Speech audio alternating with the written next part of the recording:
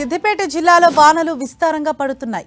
జిల్లాలోని వర్గల్ మండల కేంద్రంలో అత్యధికంగా 228.04 మిల్లీమీటర్ల వర్షపాతం నమోదైంది. అటు ములుగు మండలంలో 186.03 మిల్లీమీటర్ల వర్షపాతం నమోదైంది. కంటిన్యూస్ గా కురుస్తున్న వర్షాలతో వర్గల్ మండలం గౌరారంలో పలు ఇళ్లు నీట మునిగాయి. అటు భారీగా కురుస్తున్న వర్షాలతో గజ్వేల్ నియోజకవర్గంలోని హల్దీవాగు, కుడవెల్లి వాగులు ఉధృతంగా ప్రవహిస్తున్నాయి. వర్గల్ మండలంలో వాగులు, వంకలు పొంగి పొరలడంపై రోడ్లపై వరద నీరు ప్రవహిస్తోంది. అటు భారీగా కురిసిన వర్షానికి నియోజకవర్గ వ్యాప్తంగా వరి, మొక్కజొన్న పంటలలో నీరు చేరి పంట పొలాలు చెరువులను తలపిస్తున్నాయి.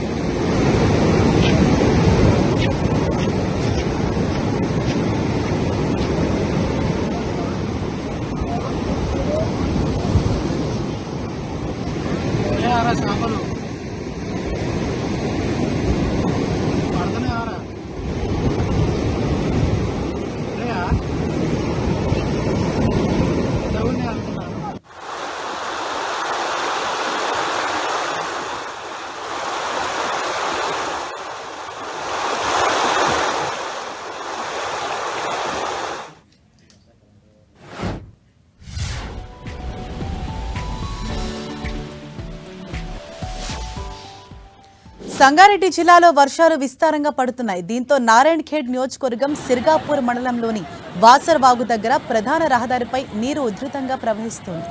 రోడ్డు దాటేందుకు ప్రయత్నించగా ఓ కారు వరద ధాటికి కొట్టుకుపోయింది. అదృష్టవశాత్తు డ్రైవర్ ప్రాణాలతో బయటపడ్డాడు. సమాచారం అందుకున్న పోలీసులు, అధికారులు సంఘటనా స్థలానికి చేరుకుని రాకపోకల్ని నిలిపివేశారు. ప్రజలు వాగులు, వంతెనలపై నీరు ప్రవహిస్తున్నప్పుడు ప్రయాణాలు మానుకోవాలని సూచించారు.